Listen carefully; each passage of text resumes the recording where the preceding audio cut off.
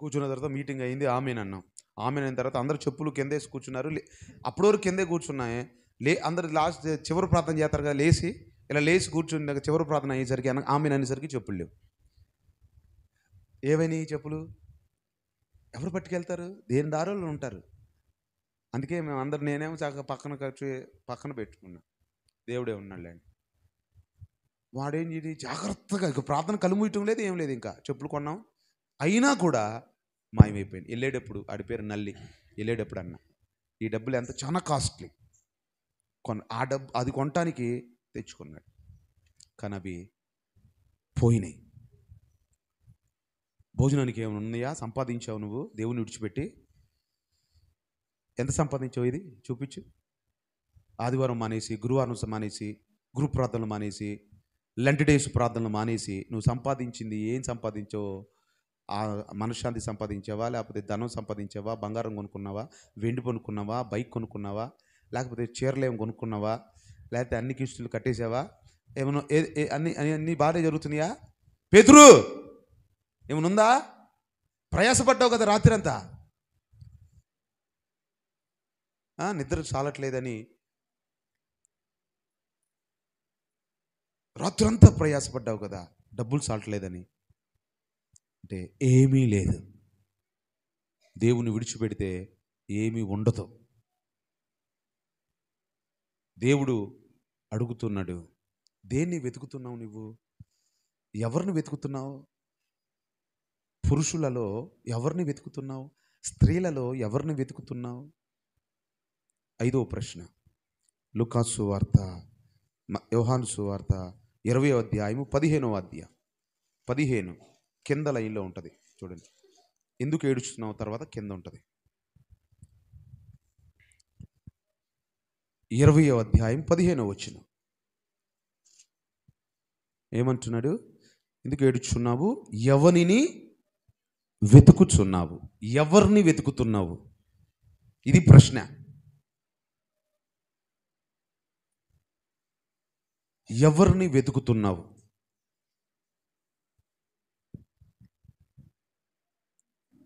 చర్చికి వస్తే ఎవరిని వెతుకుతున్నావు? పని చేసే కంపెనీకి వెళ్తే ఎవరిని వెతుకుతున్నావు?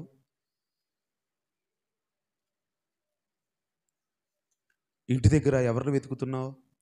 ఫోన్లో ఏ యొక్క సమాచారం రావాలని వెతుకుతున్నావు? ఎవరిని వెతుకుతున్నావు అనే ప్రశ్న వెతకుడి నీకు దొరుకును. దేవుణ్ణి నీవు మాటతో కాకుండా క్రియతో, పాడటం ద్వారా కాకుండా పని చేయటం ద్వారా నీవు ఆయన్ని గణపరచాలి.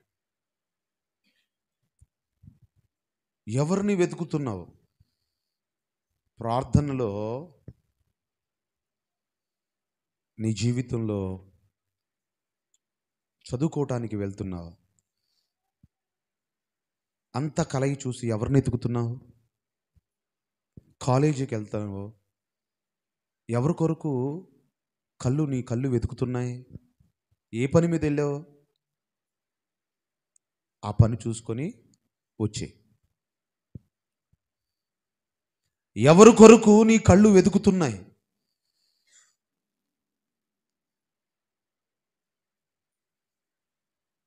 నీ సన్నిధిలో నీ వాక్య వెలుతురులో ప్రాణనాద నిన్ను చూడ వేచియుంటిని, ప్రాణనాద నిన్ను చూడ వేచియుంటిని. వాక్య వెలుగులో నేను వెతుకుతున్నాను ప్రభువా నిన్ను అని అంటున్నాడు.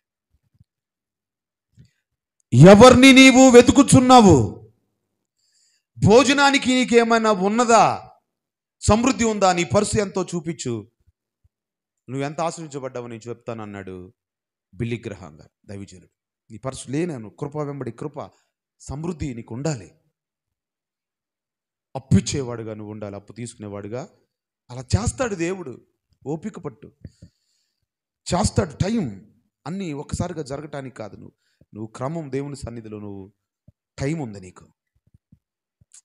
జీవితంలో ఏదే నీ జీవితంలో జరిగిన, అంతకుముందు జీవితంలో జరిగిన రాంగ్ మిస్టేక్లకి, తెలియక చేసిన అపరాధాలకి, బలహీనతలకి, ఆ మిస్టేక్కి సంబంధించినటువంటి శేషం నేను డిస్టర్బ్ చేస్తుంది ఇప్పుడు. కాబట్టి కలవరం ఉంది.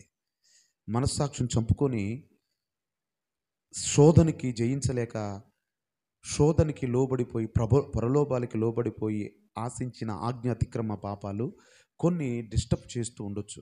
పరిహారం జరుగుతూ ఉంది. పరిహారము జరుగుతూ ఉంది. మరలా నువ్వు బయట పాత నీ వెతకొద్దు. సహాయం నీకు దొరికే చోటుని వెతకొద్దు. ఎవరిని వెతుకుతున్నావు? ఆయన చాచిన చేతులుతున్నాడు. సమృద్ధి కలగచేస్తాడు, అభివృద్ధి కలగచేస్తాడు.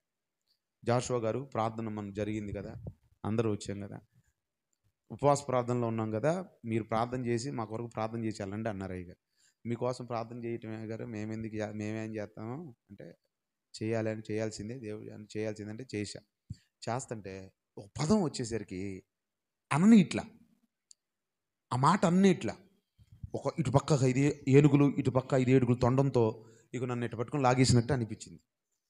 సమృద్ధి, అభివృద్ధి కలగ చెయ్యండి అనే పదం పలకని ఇట్లా, దీవెన పలకని ఇట్లా, గర్భఫలము అనుగ్రహించండి అని పదం అంటుంటే లాగేస్తుంది. చెప్పాను అది లోటు. మరి సమృద్ధి, అభివృద్ధి రానికుండా సాతాను అడ్డుపడతాయి. వచ్చే సంవత్సరం వరకు నీకు నీ బుడ్డిలో నూనె తక్కువ కాదు. 1.5, 2.5 ఇది. ఎందుకు లేట్కి వచ్చారు? భోజనం ఇక్కడ చేస్తానని చెప్పామా? తెల్లారుజాము ప్రార్థన పెట్టలేదా? మీరు 1.5కి వచ్చారు. టైం చెప్తున్నారు నాకు.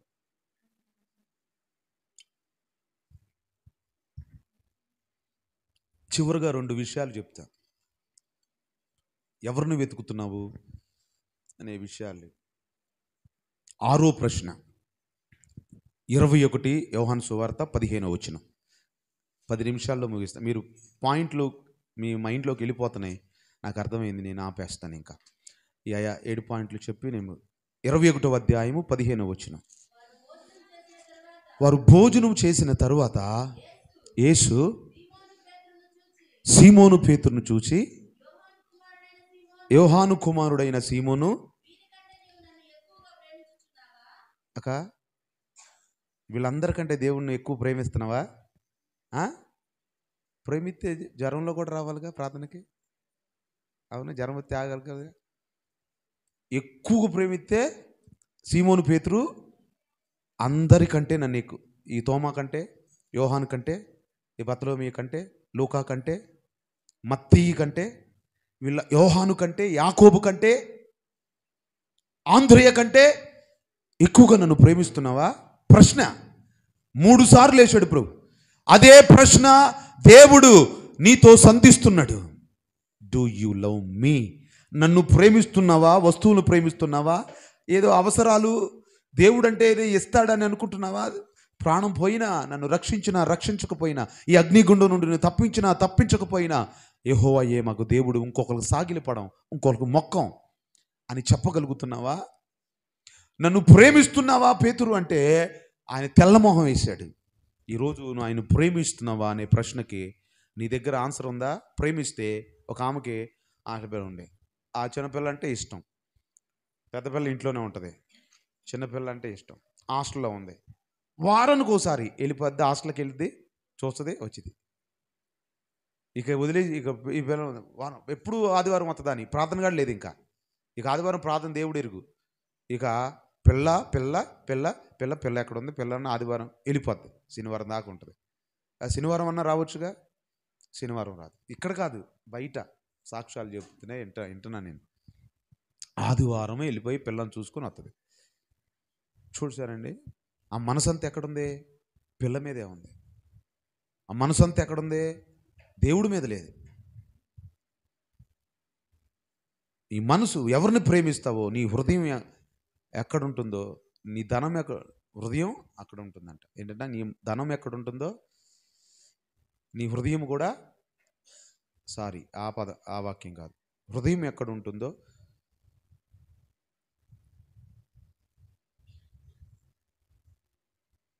ఓ పదం ఉంటుంది ఆ వాక్యం. ఉం? కాబట్టి నీ హృదయంలో దేని మీద ఉంది? ఆయన్ని ప్రేమిస్తే ఆయన ఆజ్ఞలు నువ్వు పాటించాలి. నిజంగా ప్రేమిస్తున్నావా ఆయన్ని? నీ భర్త కంటే ఎక్కువగా తల్లిదండ్రులు, భార్య, బంధువులు కన్నా నిన్నే ప్రేమించాను. ప్రేమించగలుగుతున్నావా? నిజం చెప్పు. ఏమా, ఆయన అక్కడికి వెళ్ళమంటున్నాడు, ఇంకో చర్చికి వెళ్ళమంటున్నాడు, ఇక్కడ ఎందుకో అంటున్నాడు. మరి ఆయన మాట వినాలి. మరి బాప్తీసం తీసుకున్నావు కమ్మా, అన్నీ అర్థం చేసుకుంటాడులే, ఏమండవు, ప్రేమించి అడుగుతాడు. ఆయన అక్కడికి వెళ్ళమంటున్నాడు. నేను బాప్తీసం పొందింది కదా ఇక్కడ, రక్షణ పొందింది ఇక్కడే కదా. రక్షణ పొందడానికి ఎన్ని యాతనలు, ఎన్ని కష్టాలు, ఎన్ని శ్రమలు, ఎన్ని ఇబ్బందులు, ఎన్ని ప్రార్థనలు సంఘం అంతా చేసింది. నువ్వు జన్మించడానికి ఇరువరకు ఎన్ని కష్టాలు, ఎన్ని శ్రమలు ఉన్నాయి నీకు.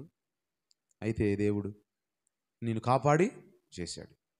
కానీ నువ్వు సంఘాన్ని ప్రేమిస్తే, దేవుణ్ణి ప్రేమిస్తే సంఘాన్ని విడిచిపెట్టి వెళ్ళలేవు. ప్రభు అంటున్నాడు, నన్ను ప్రేమిస్తున్నావా పేతురు? లేదు. మరి ఒక్కసారి అడిగాడు, నన్ను ప్రేమిస్తున్నావా? ముమ్మారు అలాగే అన్నాడు. అడిగితే వ్యసనపడ్డాడు. వ్యసనపడి నీకే తెలియను ప్రభువా అన్నాడు. 7వ ప్రశ్న, 21వ అధ్యాయము 7వ ప్రశ్న, చివరిది గమనించండి. 21వ అధ్యాయము 22వ వచనం. యేసు వచ్చు వరకు అతడు ఉండుట నాకిష్టమైతే నీకేమి? అదో ప్రశ్న. ప్రభు అన్నాడు, యోహాను గురించి ఒక మాట అన్నాడు. 18వ వచనం, యేసు, నా గొర్రెలను మేపుము, నీవు యవ్వనుడివై ఉండినప్పుడు నీ అంతట నీవే నడుము కట్టుకొని నీకిష్టమైన చోటుకి వెళ్ళుచుంటివి. నీవు ముసలివాడైనప్పుడు నీ చేతులు నీవు చాచుదువు, వేరొకడు నీ నడుము కట్టుకొని నీకు ఇష్టం కాని చోటుకి నేను మోసుకొని పోవునని నీతో చెప్పుచున్నానని అతనితో చెప్పాను. అతడు ఎట్టి మరణము మహిమ పరచునో దాన్ని సూచించి ఆ మాటలు చెప్పాను. ఇట్లు చెప్పి నన్ను వెంబడించమని అతనితో అనేను. పేతురు వెనకకు తిరిగి, యేసు ప్రేమించిన వాడును భోజన పంక్తిని ఆయన రొమ్మును ఆనుకొని, ప్రభువా నిన్ను అప్పగించు వాడెవడని అడిగిన వాడైన శిష్యుడు తన వెంట వచ్చుట చూచెను. పేతురు అతను చూచి, ప్రభువా ఇతని సంగతి ఏమని యేసుని అడిగాను. నీ సంగతి నువ్వు చూసుకోమని చెబుతున్నాడు. ఇతరుల సంగతి నీకెందుకు? నాకు ఇష్టం అయినట్టు ఉంటాం. నీకెందుకు? నాకు ఇష్టమైంది నీకెందుకు? ఇది ఎక్కువ అయిపోయిందండి మనిషికి. ఇప్పుడు ఏం తప్పినందుకు కాదు బాధ, ఆడెందుకు పాస్ అయ్యాడు? నా దాంట్లో చూసి కాపీ కొట్టాడు, నేను తప్పాను, వాడెందుకు పాస్ అయ్యాడు? ఉండుటాన్ని పేతురు గురించి చెప్తున్నాడు. నీకు ఇష్టం లేని చోటుకి వెళ్తావు, నీ నడుము పట్టుకొని నువ్వు ముసలివాడు అయినప్పుడు ఏమవుతావు? యవనుడవై ఉండినప్పుడు నీ అంతటా నీవే నడుము కట్టుకొని నీకు ఇష్టమైన చోటుకి వెళ్ళుచుంటివి. యవనస్తులు ఉన్నప్పుడు నీ నడుము కట్టుకొని ఎక్కడికంటే అక్కడికి వెళ్ళావు. కానీ నీవు ముసలివాడు అయినప్పుడు నీ చేతులు నీవు చాచుదువు, వేరొకడు నీవు వచ్చి నేను తీసుకొని నీకిష్టము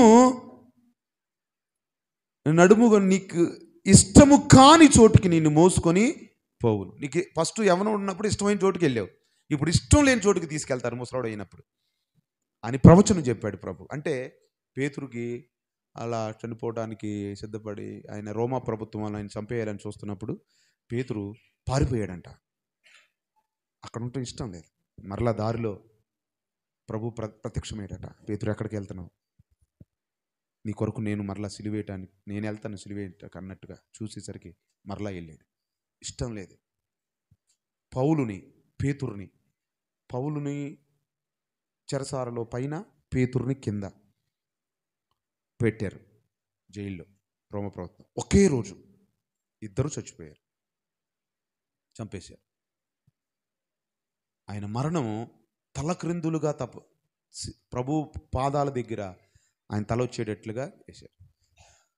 ఇష్టం లేని అట్లాంటి మరణం మరి ఈయన సంగతి ఏంటి? నాకు ఇన్ని శ్రమలా, నాకు ఇష్టం లేని పని నేను చేయాలా? వంట చేయాలంటే నాకు ఇష్టం లేదు, అది నేను చేయాలా? ఇష్టం లేదు. పదాకు డబ్బులు అడుగుతా, డబ్బులు డబ్బులు డబ్బులు డబ్బులు అని ఇత్తేగా ఇష్టం రాట్లా, ఎందుకో చెయ్యి రాట్లా. అసలు ఎంత వెళ్ళాలన్న దేవుని దగ్గరికి వెళ్ళట్లా. హాస్పిటల్ దగ్గరికి అక్కడక్కడ దగ్గర 500 ఎంత బిల్లు, ఎంత ఎంత ఫోన్పే చేస్తాం, మిగతా అది ముందులకి ఎంత 3000 ఇంకొంత అక్కడ పెట్టరా, తీసుకొచ్చే ఆ డ్యామ్ మొత్తం కట్టే, స్కానింగ్లు ఎక్స్రే తీసే, బ్లడ్ టెస్ట్ చేసే, మొత్తం తీసి డబ్బులు ఎంత అయినాయి? 4000 అయినాయి. ఏంటంటే రిపోర్ట్స్ అంటే ఏం లేదు వెళ్ళిపో అన్నాడు. పారాసెటమాల్ ఇచ్చి ఏం లేదు ఎలా నొప్పులు వస్తున్నాయి అన్నాడు. దానికి 5000 ఖర్చు పెట్టావా? గుండెలు బాదుకొని వాడుతుంటే ఈ బుద్ధి కావట్లేదా? ఎవరి గురించి అంట్లా ఇష్టం లేని పని నేను చెయ్యాలా? మరి ఆయన సంగతి ఏంటి? ఆయన సంగతి నీకెందుకు? నాకు ఇష్టం, ఆయన ఉంటాడు, నాతోనే ఉంటాడు, మందిరంలోనే ఉంటాడు, నా అంటే ఉంటాడు, చచ్చిపోడు ఆయన. నీకేంటి ప్రశ్న? ఇతరుల గురించి ఎందుకు నువ్వు ఆలోచిస్తున్నావు? నీ గురించి నువ్వు ఆలోచించు. నీ జీవితం, నీకు నీ ఆధార్ కార్డులు, నీ యొక్క వేలుముద్రలు వేరు, వాళ్ళ వేలుముద్రలు వేరు. అవునా కదా ఏమ్మా? అవునా? అందరు ఒక ఆధార్ కార్డు మీద అక్క అందరికి ఫోటోలు అయిపోయినా, అందరు రెడీగా ఉన్నావా? అందరికి ఒకటా? కాదుగా, కలర్లో స్కానింగ్ చేస్తారు, అన్నీ ఒకటేనా? మరి ఒకటి వేరుకున్నప్పుడు వేరుగా జరుగుతాయిగా. అందరి ఇంటి పేర్లు ఒకటి కాదుగా. తగరం వలన మార్చేస్తానన్నాడు దేవుడు, గుర్తుపెట్టుకోండి. ప్రకాష్ నగర్లో ఉద్యోగం జరిగింది త్వరలో. దేవుడు ప్రభు రాత్రి అది మాట 10 చోట్ల ఉద్యమం, శక్తివంతమైన ఉద్యమం చిన్నగా ప్రారంభం. 10 చోట్ల రేపు నెల ఎల్లుండి నెలలో దేవుడు కృప చూపుతాడు. 1,00,000 రూపాయలే కావాలంతే. ఇందాక ప్రార్థన చేయించాగా, అన్నీ వచ్చేస్తాయి. స్తోత్రం, హల్లెలూయా.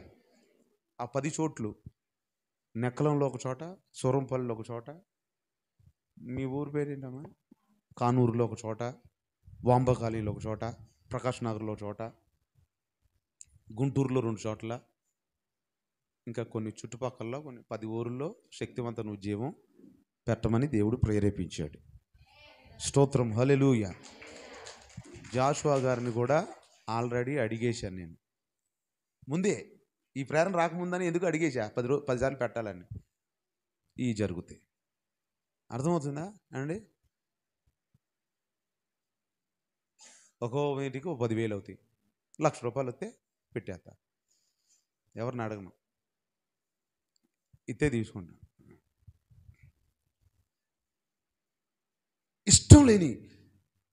ఇష్టం లేని పని నువ్వు చేయాల్సి వస్తుందా? అతని సంగతి నీకెందుకు? నీ సంగతి నువ్వు చూడాలి. ఆయన ఉండుట నాకు ఇష్టమైతే నీకేమి ఇచ్చిన బాధ ఏంటి? అందరూ వేరుగా ఉన్నారు, వాళ్ళ జీవితం వేరు. బాప్తీసు పొంది లూదియా పేరు పిలిచారు, నిజూ మాథ్యూస్ గారు. మీరు ఎవరైనా పిలిచారా? ప్రార్థన రావట్లేదు, ఒక్కసారి కూడా రాలేదు, పట్టించుకోవట్లేదు. బాప్తీసు పొందింది, అది మారతాడేమో అనుకున్నాం, ఆయన తీసుకురాకుండా వెనక్కి వెళ్ళిపోయింది. ఇవన్నీ నీకెందుకు? దేవుడు ఆమె కోరుకున్నాడు, నీకేంటి? చెప్తున్నా, మామూలుగా మాట వచ్చింది కాబట్టి చెప్తున్నా. ఇప్పుడు నువ్వు వస్తున్నావు రోజు, నీకేం రాలేదు అనుకున్నావు, నిన్ను చేసే ట్రీట్మెంట్ వేరు,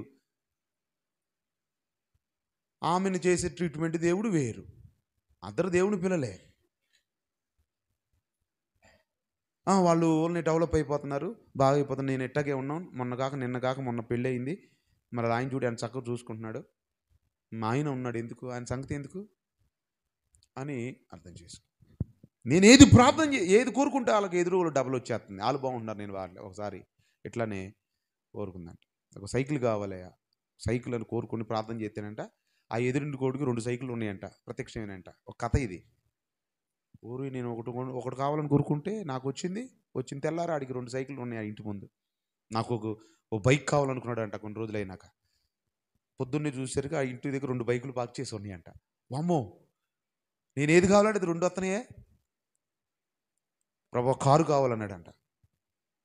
కారు వచ్చిందంట. కారు ఆ ఇంటి ఎదురుగా 2 కార్లు ప్రత్యక్షమైనాయి అంట. ఏది వచ్చి అది డబుల్ అయిపోతుందని చెప్పి ఒక కన్ను పొడి చేసుకుంటున్నాడు. 2 కళ్ళు పోతాయి కదని పొడుచుకున్నాడంట. 2 కళ్ళు పోతాయా?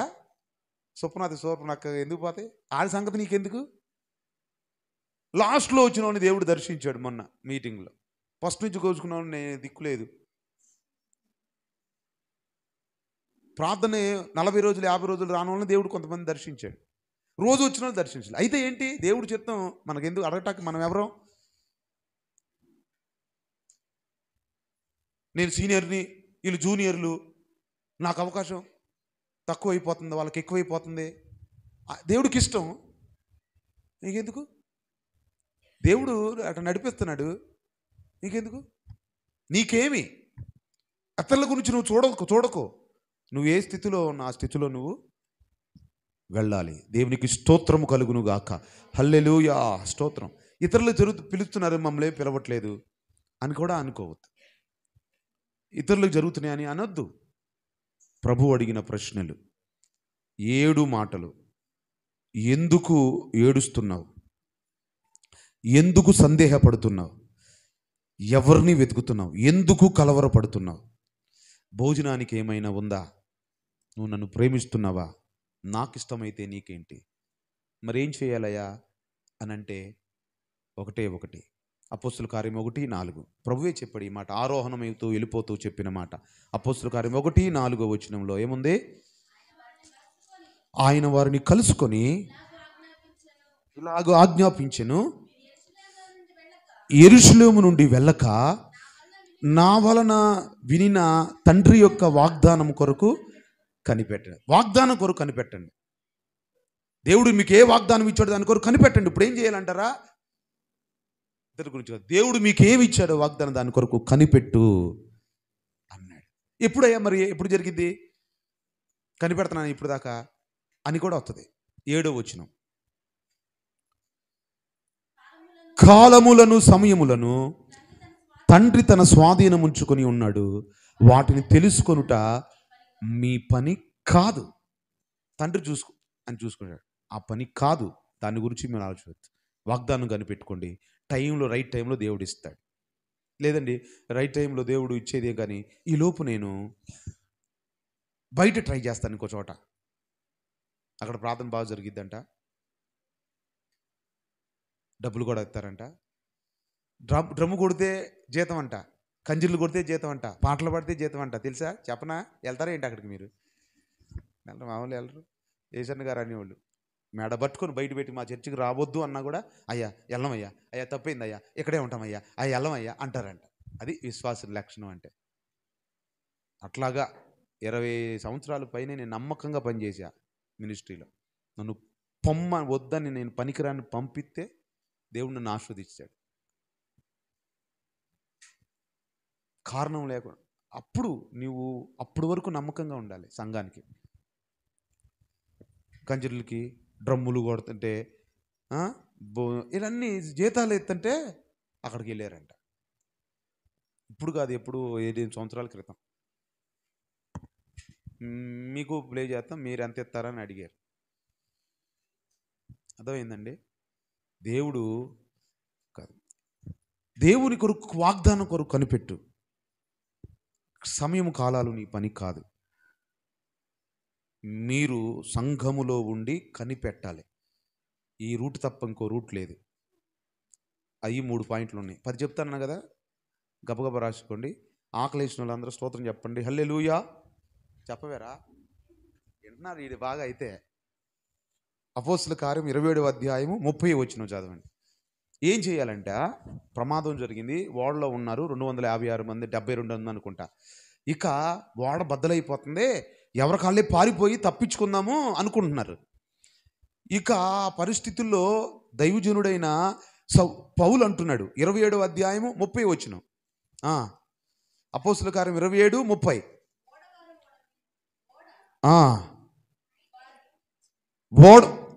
అందుకు పౌలు, మీరు ఓడలో ఉంటేనే గాని మీరు తప్పించుకొనలేరు, శతాధిపతితో సైనికులతోనూ చెప్పాను.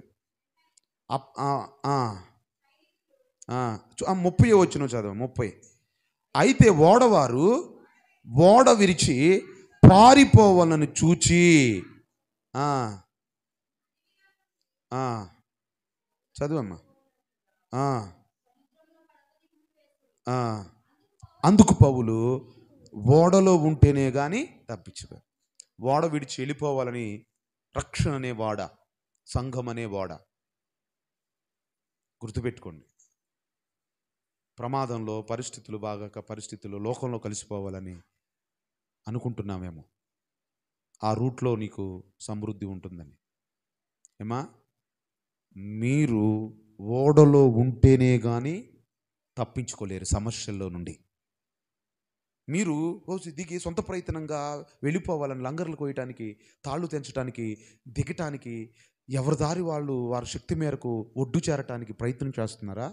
ఓడలో ఉంటేనే కానీ మీరు తప్పించుకోలేరు. ఎక్కరావోరన్న రక్షణ పడవా అన్నాడు. యెహోషువ గ్రంథము 2:18. యెహోషువ గ్రంథము 2వ అధ్యాయము 18వ వచనం. నీవు ఇంట్లోనే ఉండాలి. నీ బంధువులు, స్నేహితులు అందరూ ఇంట్లో నుంచి బయటకు వస్తే మా బాధ్యత కాదు. ఇంట్లోనే మీరు ఉంటేనే కానీ ఆ మాట నిలబెట్టుకుంటాం. ఇంట్లో నుంచి బయటకు వస్తే వాళ్ళు చనిపోతే మాకు బాధ్యత సంబంధం లేదు, వారు నష్టం కలిగితే మాకు సంబంధం లేదని అంటున్నాడు. 2వ అధ్యాయము 18వ వచనం. యెహోషువ గ్రంథము 2:18. నీవు మమ్మును దించిన ఈ కిటికీకి ఎర్రని దారము కట్టి నీ తండ్రిని, నీ తల్లిని, నీ అన్నదమ్ములను, నీ తండ్రి ఇంటి వారి అందరినీ ఇంట చేర్చుకొనుము. నీ ఇంటి ద్వారముల నుండి వెలుపలికి వచ్చువాడు తన ప్రాణమునకు తానే ఉత్తరవాది, మేము నిర్దోషులమోదుమని. ఎవ్వనికి కానీ ఏ అపాయమైన తగిలినడల దానికి మేమే ఉత్తరం. మీ బంధువులు కానీ, తల్లి కానీ, స్నేహితులు కానీ అందరూ కూడా ఇంట్లోనే ఉండండి. ఒక విపత్తు రాబోతుంది, అపాయం వచ్చి దాడి యుద్ధం జరిగినప్పుడు ఆ ఇంట్లో ఉన్న వారికి సురక్షితంగా ఉంటారు వాళ్ళు.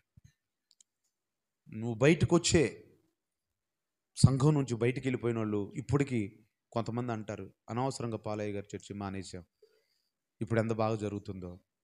ఇప్పుడు 20 సంవత్సరాల క్రితం ఉన్న వాళ్ళు కూడా ఇప్పటికి దేయాలు పట్టి వదిలిపోయిన చాలామంది ఏ మొహం పెట్టుకుని వెళ్ళాలి? ఇప్పుడు అందరితో నలుగురు రకాలుగా మాటలు మాకు అనేశారు కదా, అవన్నీ జనాల్లోనే ఉంటాయి కదా. ఆ మాటలు చెప్పేసి ఉంటారు, లేకపోతే తెలిసిపోయి ఉంటాయి. తెలియకుండా ఉంటుంది కదా, ఎవరో ఒకరు చెప్తారు కదా. నా బుర్రకైతే ఎక్కవు, నేను ఎన్నో. చెడు చూడు, మాట్లాడకూడదు, వినకూడదు అంటారే, అవి ఎన్నో నా చెవికి ఎక్కవు. ఇంపార్టెంట్ సంఘాన్ని డిస్టర్బ్ అయిన మాట అయితే వింటా. బాగా తీవ్రంగా బాధపడేది ఎప్పుడంటే సంఘాన్ని అన్నీ మన సౌకర్యాలు ఇస్తున్నా మన అపార్థం చేసుకొని సంఘాన్ని విడిచిపెట్టి వెళ్ళిపోయారనుకో, అప్పుడు లెక్కించలేని వేదన, బాధ ఉంటుంది నాకు. మరి ₹1,00,000 పోయినా నేను బాధపడను. మనం ఎదిగే ఆమె దీవించబడబోతుంది, మనం ఎంతో ఆపదలు రక్షించాం, కాపాడుకుంటూ వచ్చారు. లేకపోతే జీవితం దెయ్యాలు చప్పీక్కు తినేయి, కానీ సంఘ ప్రార్థన, సేవకుల ప్రార్థన వల్ల దీవించబడ్డారు.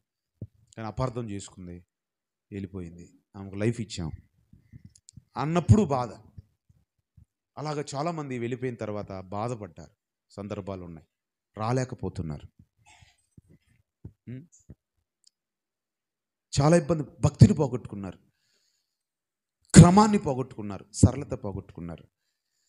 మీరు ఉంటేనే కానీ, మీరు బయటికి వెళ్తే మీ ప్రాణ ఉత్తరం. కొంత బయటికి వెళ్ళిన వాళ్ళ పేర్లు తీసేసాం, ప్రార్థన చేయడం ఆగిపోయింది, వాళ్ళ కొరకు ఆగిపోయింది, వారికి ప్రార్థన అందట్లే. ఎంత బాధపడుతున్నారు. నిరంతరం ప్రార్థన చేస్తుంటే ఆ భద్రతలో నువ్వు ఉంటున్నావు. అర్థమైందండి? నువ్వు ఉంటేనే ఆయన కొరకు కనిపెట్టు. టైం అవుతుంది. 7 ప్రశ్నలు అర్థం చేసుకున్నాడు. బాప్తిసములోనే ఉన్నావు. పేతురు మొదటి పత్రిక 3:20 చదివి ప్రార్థన చేస్తా. నోవహు కాలంలో 8 మంది ఓడలో ఉన్నారు, వారు రక్షింపబడ్డారు, సురక్షితంగా వారు ఉండగలిగారు. ఎట్టి బాప్టిజం మిమ్మల్ని రక్షించుచున్నది. మొదటి పేతురు 3వ అధ్యాయము 20వ వచనాన్ని చదవండి. హస్తము ఇంకా కనిపెట్టుచుండినప్పుడు పూర్వము నోవాహు దినములలో ఓడ సిద్ధపరచుచుండగా అవిధేలైన వారి యొద్దకు, అనగా చెరలో ఉన్న ఆత్మల యొద్దకు ఆత్మరూపిగానే వెళ్ళి వారిని ప్రకటించెను. ఆ ఓడలో కొందరు, అనగా 8 మంది నీటి ద్వారా రక్షణ పొందిరి. దానికి సాదృశ్యమైన బాప్టిజం ఇప్పుడు మిమ్మును రక్షించుచున్నది. ఎంతమంది బాప్టిజం పొందారు? 8. వాళ్ళు ఓడలోకి వెళ్ళారు, వాళ్ళు నీటిలో సురక్షితంగా ఉన్నారు. వాళ్ళ నుంచి బయటకు వస్తే ఎంతమంది? అందరూ సురక్షితంగా ఉన్నారా? సురక్షితంగా ఉన్నారు? అందరూ నశించిపోయారు. బాప్తిజంలోనే ఉంటేనే మీరు మీ మనసు రక్షణ, మీ శరీరానికి రక్షణ, మీ హృదయానికి కంచె. ఆ రక్షణ బాప్తిజంలో కంచెలో ఉండండి. ఈ సంవత్సరం బాప్తిజం ఒకరు పొందారు. ఇస్మాయిల్ గారు వచ్చారా? స్తోత్రం. అందరూ చప్పట్లు కొట్టాయని స్తోత్రం. హల్లెలూయా. వారిలో ఒంటరి అయినా వారే 10 వందలగును, ఎన్నికలేని వాడు బలమైనట్టి జనమగును. ఒక్కడే. బాప్తిసాల మీద ఎక్కువ దృష్టి పెట్టాల. నేను దేని మీద పెట్టానంటే, బాప్తిసం పొందిన వారు శోధించబడుతున్నారు. శోధనగా ఉన్న దాని మీద మీరు విజయం పొందాలి. ఆత్మానందం, పరమానందం, ఇక ఆనంద బాష్పాలు శ్రమల్లో నుండి మీరు చెప్పడాలనే దాని మీద కేంద్రీకరించాం. కాబట్టి కొన్ని వందల దెయ్యాలు పాము పడగలాగా వాటర్ ట్యాంక్ దగ్గర కొన్ని వేల దెయ్యాలు పోరాటాలు ఎంతోమందిని ఆపేసింది. 40 నిమిషాల వరకు పాస్టర్ గారికి వాక్యం చెప్పనీయలేదంట. నేను చెప్పాను ముందే. నేను లేవటం ఏం చెప్పింది తెలుసా? ఆకాశం బంధించాను దురాత్మలు ఆపేస్తున్నాయి. లేకపోతే అందరూ బయట పిలిచిన వాళ్ళు అందరూ, మన సంఘస్థులు అందరూ రావాలని ఆశపడ్డారు. రాలే ఫోన్ చేశారు, కానీ వాళ్ళ ఊర్లో ఎవరు రాలా. అంటే ఆటంకాలు పరిచేస్తుంది. రాబుద్ది కానీ మిమ్మల్ని కూడా కొంతమందిని వెళ్దాం వద్దని కూడా సందేహాలు సాతాను పెట్టి, వద్దులే అని ఏదో ఒకటి గుర్తొచ్చి అలా చేశారు అని ఆపేసి ఆయన సందర్భాలు కూడా వచ్చాయి. సాతాను పాత్ర ఇది. అభ్యంతర పెట్టింది సైతాన్. రానీలా, మారనీలా. ఎందుకంటే ఇలా ఫైనల్ రోజున నేను చెప్పిన మాట ఏమంటే, ఇదిగో ఇంకా ఎందుకు నువ్వు పట్టు సాధించాలని చూస్తావు సాతానాన్ని, 100% నువ్వు ఓడిపోతావు, శోధన మీద విజయం పొందుతావు అని చెప్పి ఆ దీవెన పలికారు సేవకులు. ప్రార్థన చేశాము. అది మీ మీద ఉంటుంది. బాప్తిసం పొందిన వారు క్రమక్రమంగా వాటిని అన్నిటిని కూడా మీరు స్వతంత్రించుకుంటారు. ఇది 100కి 100 పాళ్ళు నిజం. ఎవరు కంగారు పడద్దు, దుఃఖపడద్దు. ఆనంద బాష్పాలు ఏంటి? దాదాపు 100 మందిని పైనే దేవుడు టచ్ చేశాడు. దాదాపు ఆల్మోస్ట్ అందరినీ కూడా. దేవుడు కృప ఉంది. బాప్టిసాలు ఒకరే పొందారంటే గుర్తు ఏంటంటే, రేపు 100 రోజులు ప్రార్థన ఏదో పెట్టడం ఏదో ఉందని అర్థం. మొన్న కూడా అట్టే చేయాలి. నాకు కూడా సాటిస్ఫాక్షన్ లేదు. ఉపవాసాలు ఇంకా ఎక్కువ ప్రార్థన చేయలేదు. ఏకాంత ప్రార్థన చేయాలి అంటే ప్రార్థనలు అటు ఇటు తిరగటమే కానీ రోజుకి 8 గంటలు ప్రార్థన చేయలేకపోయాను. కాబట్టి ఏకాంత ప్రార్థన అనేది పెట్టాలి. తర్వాత 10 గ్రామాల్లో సువార్త సభ పెట్టాలి. కొర్నేలు పరిచర్య 8వ తారీఖు నుండి ప్రారంభమవుతుంది. ఆ తర్వాత ప్రవచనము పరము కలిగిన, లేకపోతే పరిశుద్ధాత్మ పొందిన, ఉపదేశాన్ని చెప్తున్నట్టు 7 మాటలు చెప్పిన వాళ్ళ ఇళ్లలో ప్రతి నెల ఒక రోజు జరుగుతూనే ఉంటుంది డిసెంబర్ దాకా. అవన్నీ లిస్టు తయారు చేస్తాను, మీరు రెడీ చేయండి. అదంతా కూడా జరుగుతుంది. ఈ సంవత్సరం అంత దీవెన పొందుకునే, ఆశీర్వాదం పొందుకునే ఈ 2024 అందరి లైఫ్ చేంజ్ అయిపోతాయి. ఆల్రెడీ దేవుడు మిషన్ 2024 అన్నట్టుగా దేవుడు ప్రారంభించాడు. నేను లేచి ఉన్నాను, సజీవుణ్ణి. కాబట్టి నా యేసయ్యా కనులు తెరిచెను, నా యేసయ్యా కనులు తెరిచెను, కల్లోలమంతా లగిపోయెను. జీవిత యాత్రలో తుఫాను రేగగా జీవన నౌక అల్లాడిపోగా జీవిత యాత్రలో తుఫాను రేగగా జీవన నౌక అల్లాడిపోగా నా యేసయ్యా కనులు తెరిచెను, నా యేసయ్యా కనులు తెరిచెను, కల్లోలమంతా తొలగిపోయెను. ఈ 2024లో దేవుడు ఆయన కన్నులు తెరిచి మీకు శోధనగా ఉన్న దాని మీద సంపూర్తి విజయాన్ని కలగ చేయునుగాక. ఆత్మానందము, పరమానందము, ఆనంద బాష్పాలు ఈస్టర్ సందర్భంగా పునరుత్థానుడైన ఆయన శక్తి, సజీవుడైన ఆయన శక్తి పిల్లల మీద, యవనస్తుల మీద, పురుషుల మీద, వృద్ధుల మీద, ప్రతి ఒక్కరి మీద, సంఘ పరిధిలో ఉన్నటువంటి ప్రతి ఒక్కరి మీద ఆయన దీర్ఘశాంతము, ఆయన కనికరము, ఆయన ముఖ వచ్చస్సు, ఆయన తేజస్సు, ఆయన కరుణా వాత్సల్యము కుటుంబాలలో సమృద్ధి, అభివృద్ధి కలుగును గాక. గర్భఫలాలు ఇద్దరి తెరవబడుతున్నాయి ఈ సంవత్సరము. తెరవబడును గాక, ఓపెన్ అవుతుంది. అబ్రహాము ప్రవక్త గనుక ఆయన ప్రార్థన చేస్తాడు. అబీమెలెకు ప్రార్థన చేయించుకో అన్నప్పుడు అబీమెలెకు ప్రార్థన చేయించు గనుక అబీమెలెకులో ఉన్న శాపము పోయి ఆ ఇంటిలో మూయబడిన గర్భ ద్వారాలు తెరవబడ్డాయి. దేవుని సేవకునిగా